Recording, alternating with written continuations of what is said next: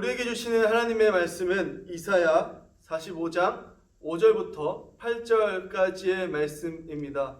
제가 봉독하겠습니다. 나는 여호와라, 나 외에 다른 이가 없나니 나밖에 신이 없느니라. 너는 나를 알지 못하였을지라도 나는 내 띠를 동일 것이요 해 뜨는 곳에서든지 지는 곳에서든지 나밖에 다른 이가 없는 줄을 알게 하리라.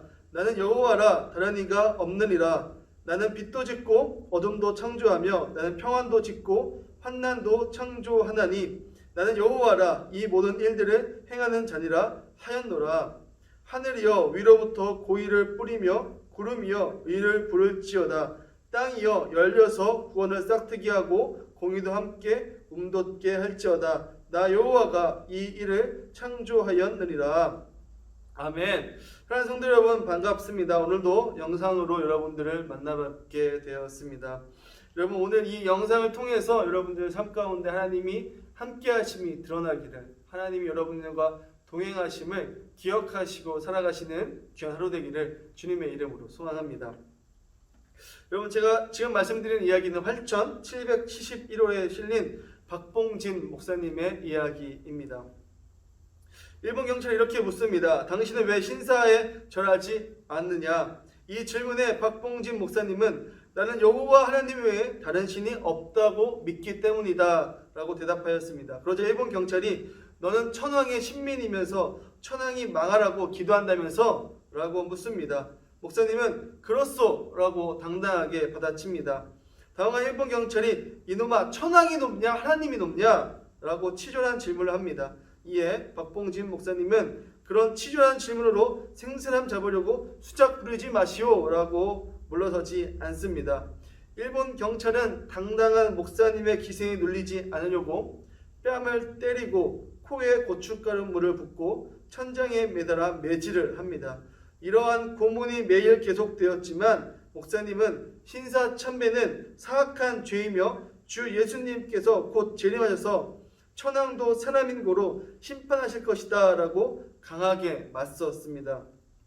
목사님에 대한 매질이 얼마나 가혹했던지 그를 때리는 소리가 장작 패는 소리 같다고 보역했던 다른 이들이 증언할 정도였습니다. 여러분, 우리의 신앙이 보이던 이 박봉진 목사님의 순교 과정은 거짓 종교와 강요 앞에 머리를 수그리는 당시 많은 사람들의 영혼을 두드리는 소리였으며 왜곡된 신앙으로 멍들어가는 교회를 향한 경종의 소리로 다가오게 됩니다. 여러분들께서는 방금 소개해드린 이 박봉진 목사님의 이야기를 통해서 무엇을 느끼십니까? 저는 이 박봉진 목사님과 같은 신앙의 선배들이 있었기 때문에 지금의 우리가 그리고 제가 존재할 수 있다라고 생각하게 되었습니다.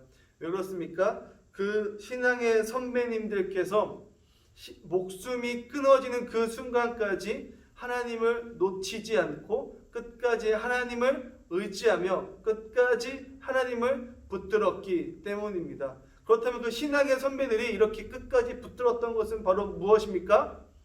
하나님이 우리와 함께 계신다라는 그 사실입니다. 하나님은 저쪽에 있고 하나님은 저 멀리 계신 하나님이 아니라 하나님은 지금 나와 함께 계시고 지금 나와 동행하시는 그 하나님이시다라는 것입니다. 그리고 그 하나님의 아들이신 예수 그리스도께서 다시 이 땅에 와서 우리를 심판하실 것이다라는 그 믿음이 우리의 신앙의 선배들 안에 있었기 때문에 우리 신앙의 선배들은 그 예수님을 닮아가고자 하는 그 마음으로 예수님을 닮아가고자 하는 그 삶으로 그들의 신앙을 지켜나갔던 것입니다. 여러분, 혹시 러시아의 문학가 톨스토이를 알고 계십니까? 톨스토이는 어릴 때 신앙교육을 받으며 자라왔습니다. 그런데 그 교육은 그의 삶 가운데 아무런 영향을 미치지 못했습니다. 그런 그가 청년이 되어서 군에 입대하게 됩니다. 그때 당시에 러시아의 군대는 지금의 우리나라와 같이 수비하는 군대가 아니라 다른 나라를 침공하는 군대였습니다. 그래서 그 다른 나라에 가서 침공하는 그 과정에서 살인과 그리고 사람들을 유린하는 쾌락을 배우게 됩니다. 그렇게 러시아의 장교로서 좋지 않은 것들을 배웠던 그 톨스토이는 전역을 하게 됩니다. 전역을 하고 나서 글을 쓰게 되는데요. 그 글을 쓰는 그 소설들마다 다 대박이 나게 돼서 많은 돈을 벌게 됩니다. 그 많은 돈으로 무엇을 했을까요? 유흥을 즐겼습니다. 뭔가 값진 것에 자신의 돈을 쓰는 것이 아니라 즐기고 먹는 것에 자신의 모든 돈을 쓰게 됩니다.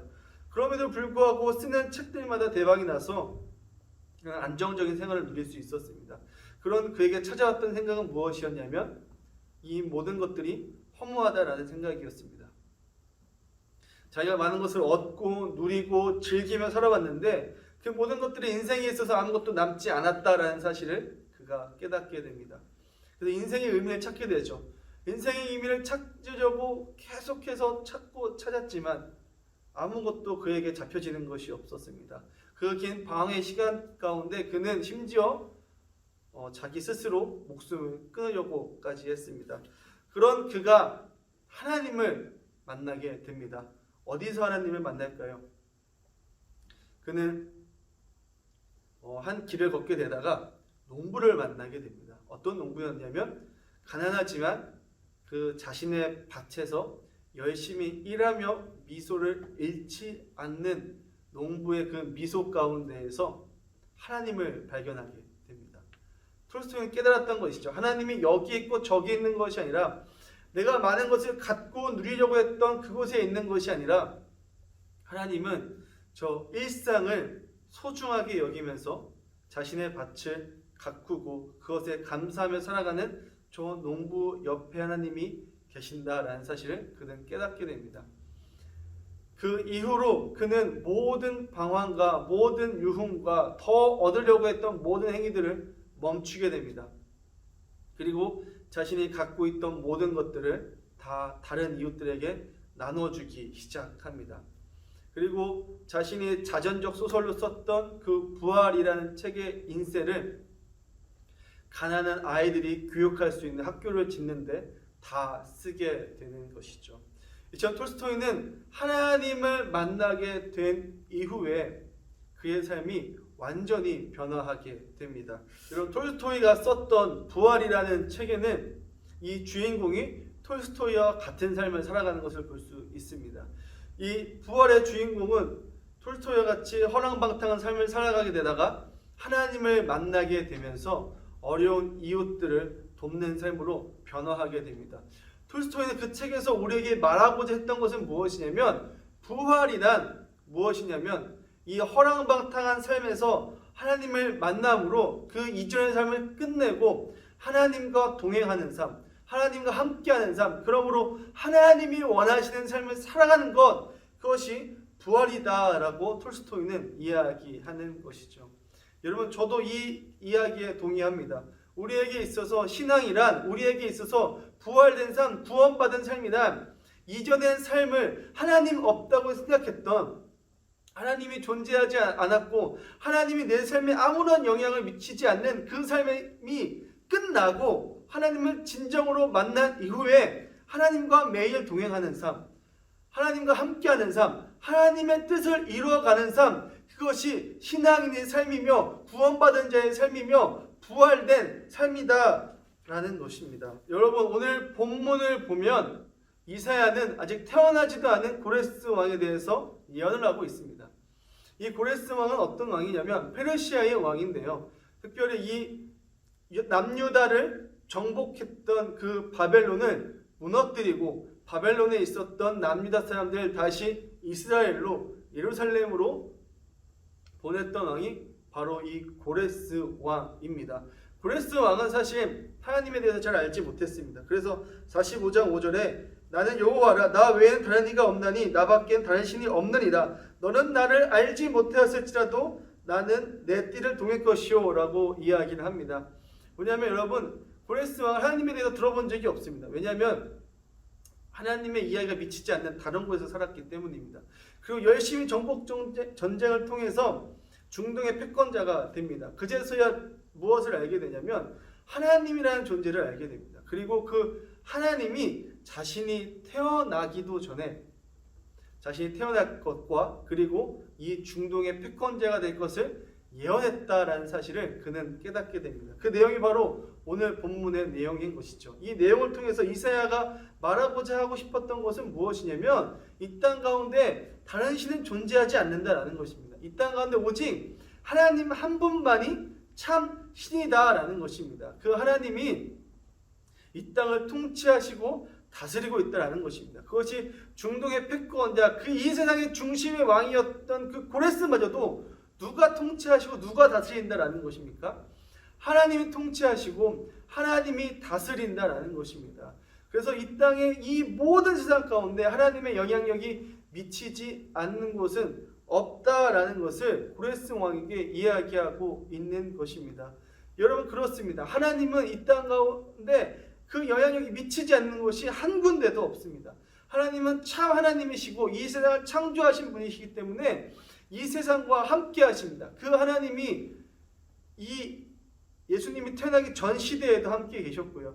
예수님 시대에도 함께 계셨고요. 그리고 일제강점기 때도 함께 계셨고 지금 우리와도 함께 계신다라는 것입니다. 그 하나님이 여전히 살아계시고 우리와 함께 하셔서 이 땅을 하나님의 뜻대로 경작해 나가신다라는 것입니다.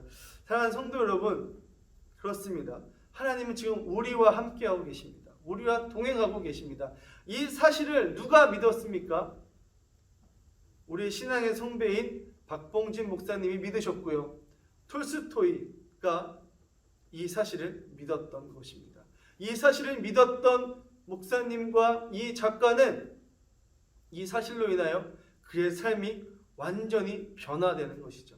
하나님을 믿고 하나님을 따르는 삶, 내가 더 많이 얻고 더 많이 누리고 내 것을 갖기 위해서 약간의 처세술로 다른 신을 섬긴다고 이야기하는 그 치졸한 신앙이 아니라 정말 하나님만을 믿고 하나님만을 따르며 나의 것을 가난한 자에게 나눠주는 삶, 하나님을 끝까지 믿고 하나님을 끝까지 의지하며 하나님만의 참신이라고 고백하는 그 신앙, 그 신앙을 갖고 살아갈 수 있었다는 것입니다.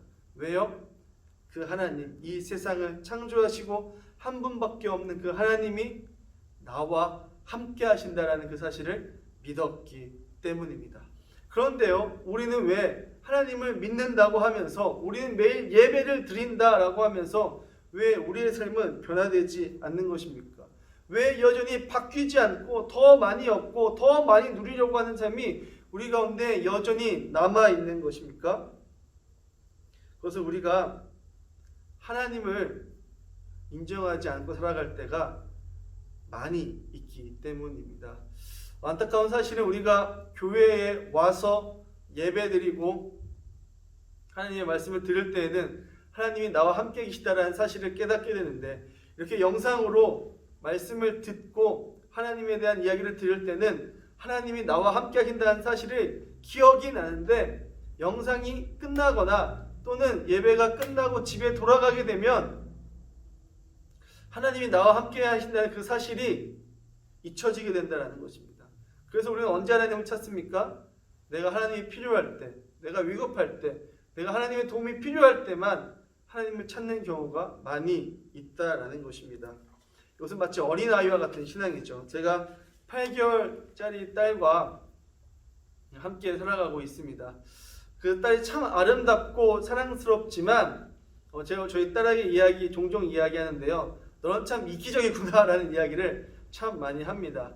저희 딸이요, 배고프고 엄마 아빠가 필요하고 안기고 싶을 때에는 엄마 아빠를 애타게 찾습니다. 울어댑니다. 엄마 아빠 빨리 오라고 그렇게 신호를 보냅니다. 그렇게 딸 아이의 필요를 채워주고 딸 아이가 만족하게 되면 어디로 가는 줄 아십니까? 장난감을 향해 갑니다. 자기가 만지고 싶고 보고 싶어하는 물건 쪽으로 다가갑니다. 열심히 기어가죠. 그리고 아무리 저희 딸 아이의 이름을 불러도, 아무리 시은아! 시은아! 라고 이야기를 해도 뒤도 돌아보지 않고 그 물건만 만지는 데 집중합니다.